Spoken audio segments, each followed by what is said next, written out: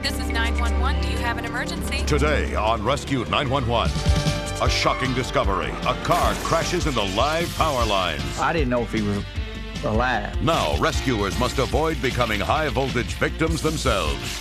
We knew that if we moved him wrong, we knew we could paralyze him or maybe kill him. Then, a woman is held hostage. I mean, even the slightest surprise, and that woman was dead. By a crazed boyfriend with a loaded gun on Rescue 911.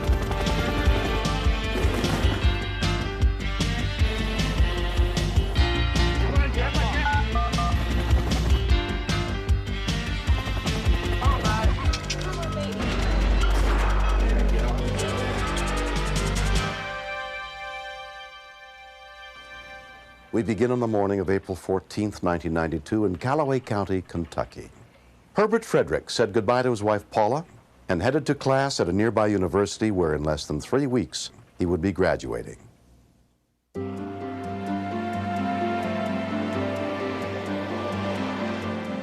Herb was working full-time the night shift and going to classes during the day. And he woke up late, so he hurried out the door.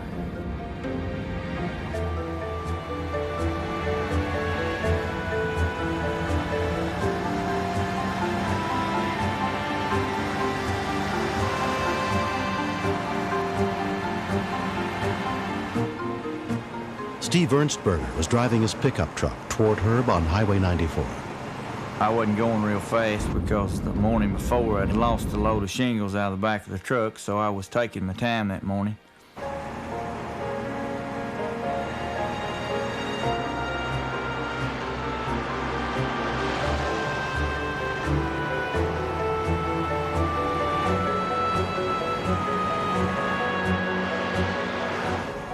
I looked up and I saw the car coming at me on my side of the road.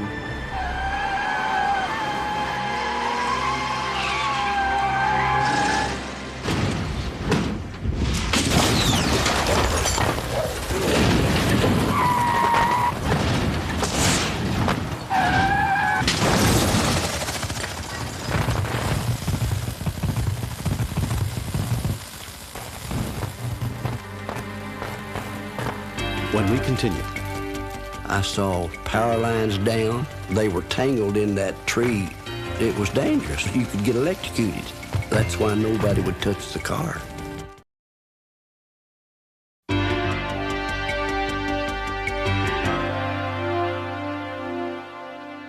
When Herbert Frederick's car went out of control, knocking over a power pole and slamming into a tree, Steve Ernstberger and some other passing motorists stopped to see what they could do to help.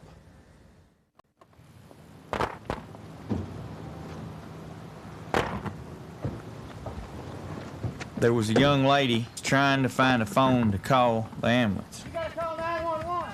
And then it dawned on me that, well, I could have been killed too. Ted Potts heard the crash and ran to see if he could help. I walked up there, and there was a man leaning over a wheel. I saw power lines down. They were tangled in that tree, and it was sagging on both sides of the car. I said, that old boy doesn't have a chance. That's what I thought. I said, well, Ted, you need to call the electric company too, because he's broke the pole. And there was probably danger of electrical shock. I didn't know if he was alive, to tell you the truth. It was dangerous. You could get electrocuted. That's why nobody would touch the car. I figured he was dead anyway.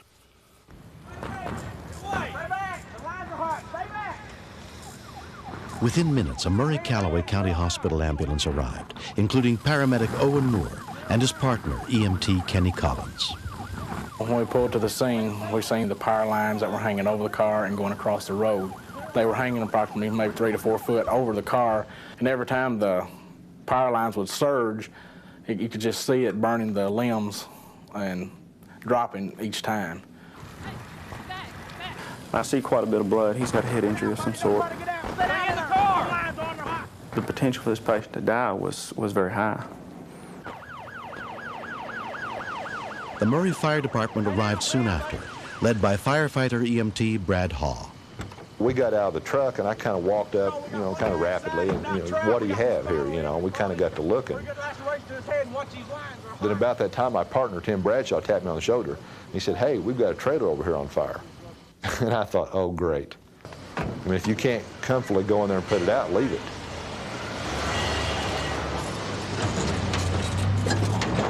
We kind of just looked at each other, and it's like, you don't run into a scene where there's power lines involved. You just do not do it, never.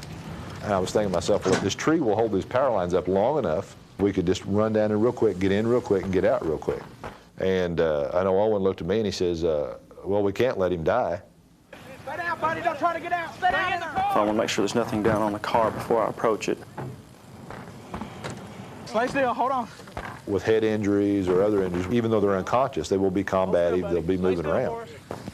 Hold on, we'll get you out here. Watch them lines up our heads over there. Where's the collar? Come on, right here. Let's get in. As time goes on, the fire in the tree, little limb, you know, holding the power lines up, and it's burning through them. It's like, if we're going to do it, we're going to have to do it now because we don't have time to sit around and ponder the situation very long. Forget these lines over the car. This car's on fire. Let's go. Package him up. Let's get him out of here. It could explode any time. I knew then that there could be 4 lives taken. Gotta get him out here. Package him up, on. Let's go. Come on. Get these legs here. His right leg was mangled up pretty good. It was broken. And of course, we don't worry about splint. In that case, it's like, let's save the guy's life. He may walk with a limp, but at least he'll be able to walk, you know. Let's go. Get him out. Okay, get the leg there. I get this. I got him. Let's go. Slide him out. We did it the best way we could. We knew that if we moved him wrong, we knew we could paralyze him or maybe kill him. Stay on the side of him. Got it? Let's go. Hold his head still. Hold his head still. Hold. Stay down, sir. As soon as we got the victim to the ambulance, the power lines were down on the car, and the car was totally engulfed. Got him? Got it. Let's go down. Going down. And I felt better about what we'd done. I felt like we made a difference because he most definitely would have burned up had we not got him out. One patient involved in motor vehicle. Couple hours ago, he put a telephone pole and got a 3 head on impact. Paula Frederick came to see her husband at the hospital as soon as she was notified of the accident. I told him that I loved him and he was going to be okay no matter what it looked like. I just couldn't believe that he had the accident 2.5 weeks before graduation because he had worked so hard all these years to get it, and he had the wreck.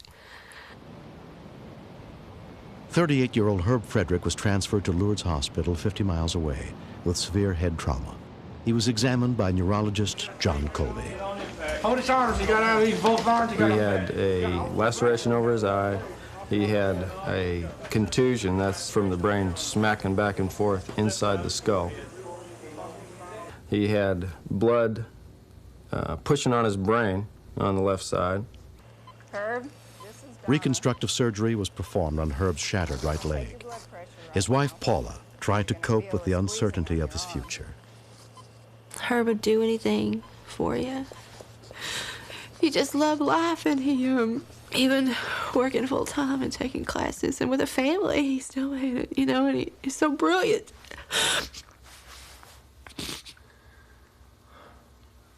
And I don't want that to be lost. Although Herb lost the sight in one eye, 3 weeks after the accident, he had recovered enough to be transferred to the rehabilitation center. Herb's made an amazing recovery. This is a lucky guy. He's coming back further than I think anybody thought he would. Had they waited until everything was just right to take him out, Herb might not be around right now. Look over towards me. Look at my finger. Follow it. When I was in the hospital, they said, "You're going home. What are you going to do?" I said, "Let's see. I guess I'll have to wash clothes and wash dishes." And then, believe it or not, I have been doing that, and she really appreciates it.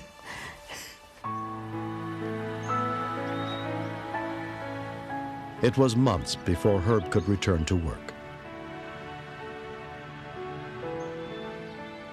After his accident, I just wanted to follow people and say, life's too short. You don't need to get there so fast, you know, or why are you in such a hurry to, you know, come look at my husband and see what happened to him. 1 year later, he's finally getting his college degree. My left eye still doesn't work at all. I would consider that about the only thing wrong with me. This leg is almost perfectly well. I guess I am a cat with 9 lives. Next. Any hostage situation, as a very serious situation. I knew about his martial arts background. I knew he did have fast reflexes. I just knew someone could get hurt very seriously.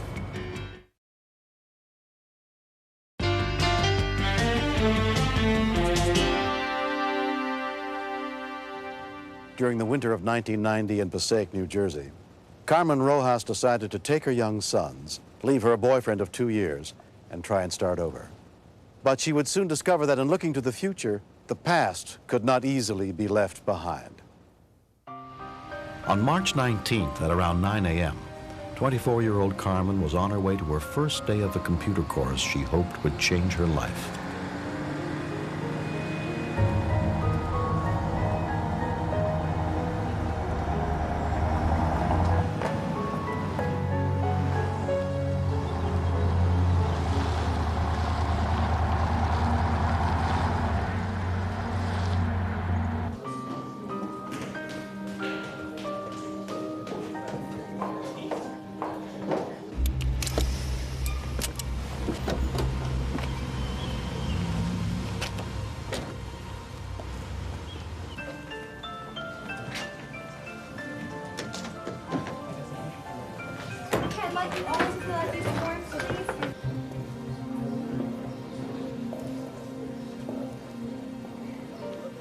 Among the students in attendance that day was Santa Rios. It was just about 5 minutes that we were in the classroom already, and then all of a sudden this guy walks up to the door. Excuse me, I'd like to speak to Carmen Rojas. We could tell that there was trouble because the minute she looked at him, she looked like, God, he's gonna kill me. Just 1 minute of a time, that's all I need. And the teacher goes to him, I'm sorry, sir, you have to get out of the classroom. You can't be here. You just leave, please. We all thought the same. He's going to start shooting just to catch anybody. As students fled the classroom, someone called the Passaic Police Department for help. Where is this? Captain Arthur Gennaro was one of the officers who headed to the scene. It started to go through my mind that it was a very good possibility that this actor was the same person I had 3.5 weeks prior, when I was able to disarm him while he was holding a .38 caliber revolver to his head and threatening to kill himself.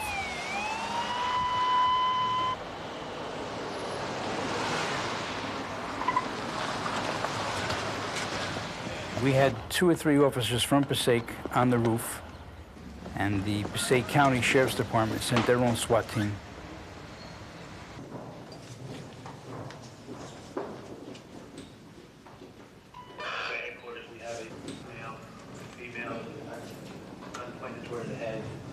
Classroom facing First Street, the northernmost classroom.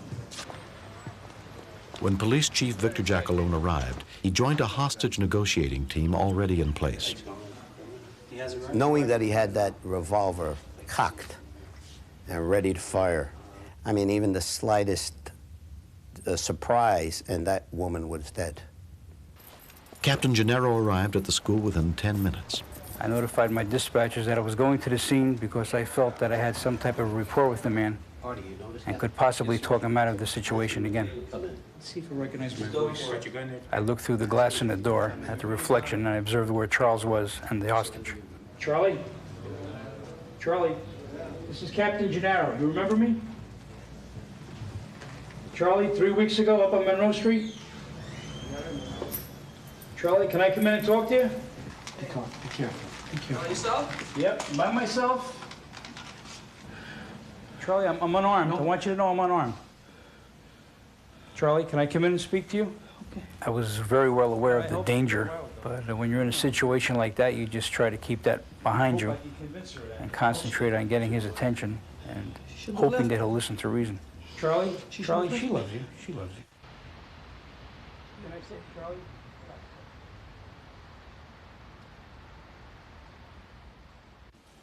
Okay. I'm unarmed. I came in here willingly to help you and Carmen out.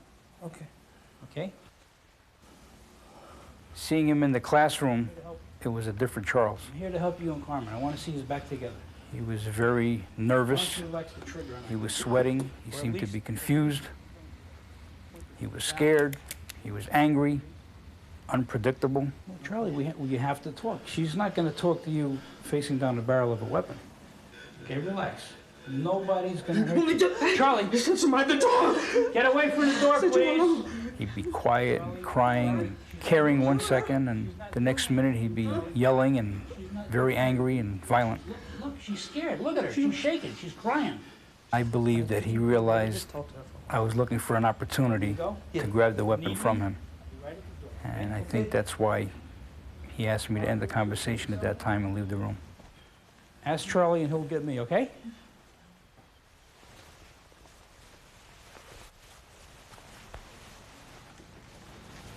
Totally different person from the way he was 3 weeks ago. My thinking was just keep on talking. As long as we're talking, everything's going fine.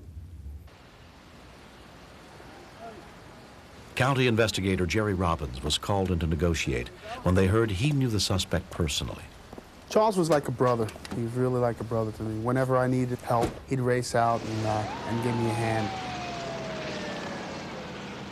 I was thinking this was a friend that I'd known for 18 years that I might possibly lose because he had gotten out of control.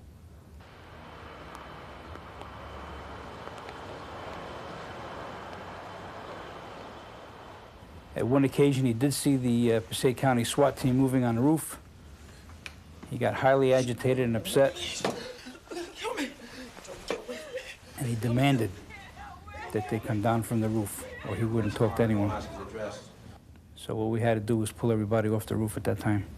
This was a little more intense because I did know Charles personally.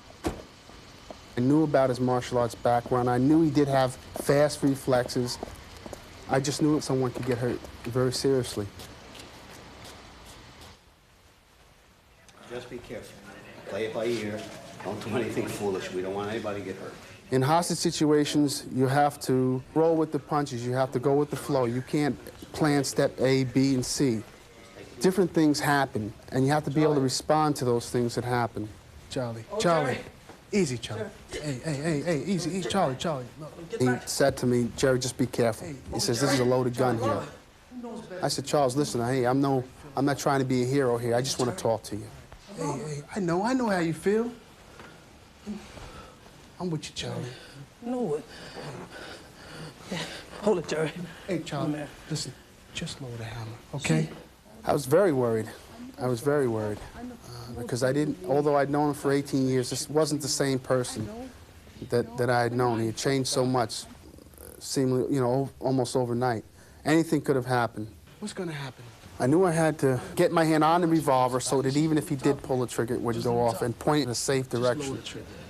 That's all I'm asking you to do. Do it for me, all right? Just do that for me. Yeah, I felt even if he touched the trigger, it could possibly go off, even accidentally.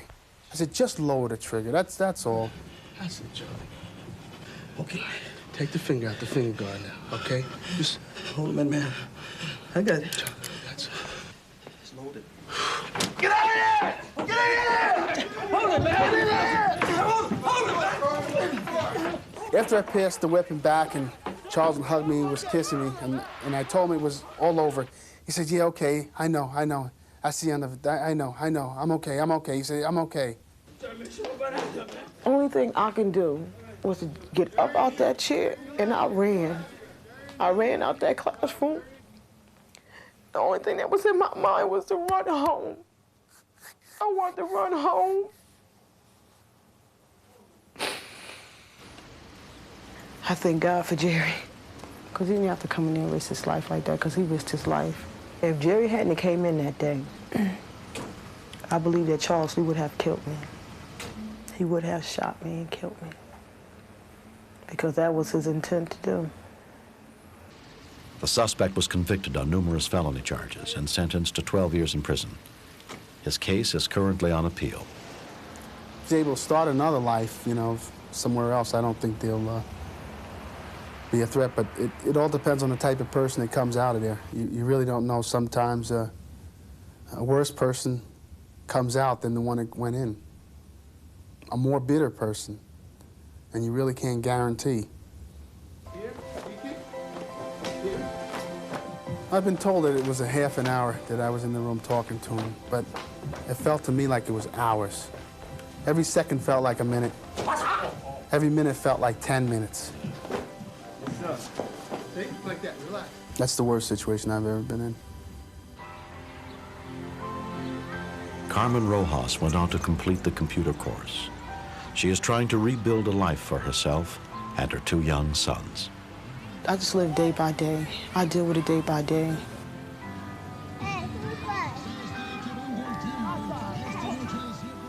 My advice to these women in the situation I was in, that where you have a man beating you, you should tell somebody what's going on in your home. Never keep it a secret what's going on in your home. Go to your mother, go to your grandmother, go to your pastor. Don't let that fear stop you. Because that one time that you pick up that phone can save your life. You can escape it. I have, and you can. Oh, yes.